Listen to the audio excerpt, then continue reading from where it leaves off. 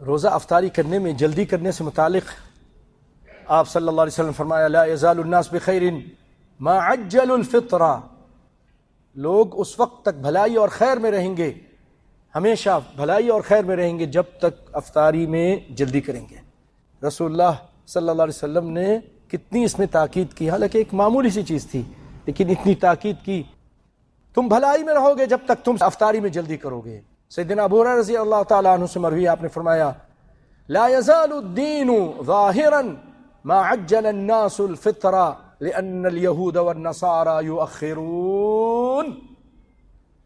آپ فرماتے ہیں کہ لوگ روزہ کرنے میں جب تک جلدی کرتے رہیں گے دین ہمیشہ غالب رہے گا، غالب رہے گا۔ کوئی مائی کا لال مقابلہ نہیں کر سکتا ہے، مناظرہ نہیں کر سکتا ہے حق والوں سے، جو بھی آتے ہیں منہ کی کھاتے ہیں اور ذلیل و خوار ہو کر جاتے ہیں۔ جب تک یہ قرآن سنت کے ماننے والے افطاری میں جلدی کرتے رہیں گے دین میں، دین غالب رہے گا، یہ رسول اللہ فرما رہے ہیں۔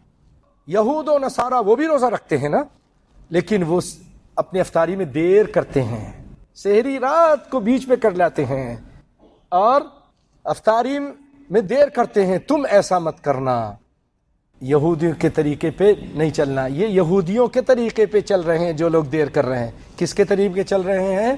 یہودیوں کے طریقے پہ چل رہے ہیں۔ لا تتخذوا اليہود والنصارى اولیاء، یہود و نصاروں کو اپنا دوست مت بنانا۔ سیدنا عمر روایت کرتے ہیں کہ نبی صلی اللہ علیہ وسلم نے فرمایا اذا اقبل اللیل من ها هنا وادبر النهار من ها هنا وغربت الشمس من ها هنا فقد افطر الصائم۔ جب رات اس طرف سے یعنی مشرق کی طرف سے، رات مشرق کی طرف سے آ رہی ہے اور دن مغرب میں چلا جا رہا ہے، سورج غروب ہو جائے تو روزے دار کا افطاری کا وقت ہو گیا ہے۔ فقد افطر الصائم، اس کا روزہ کھل گیا ہے، روزے دار کا روزہ کھل گیا۔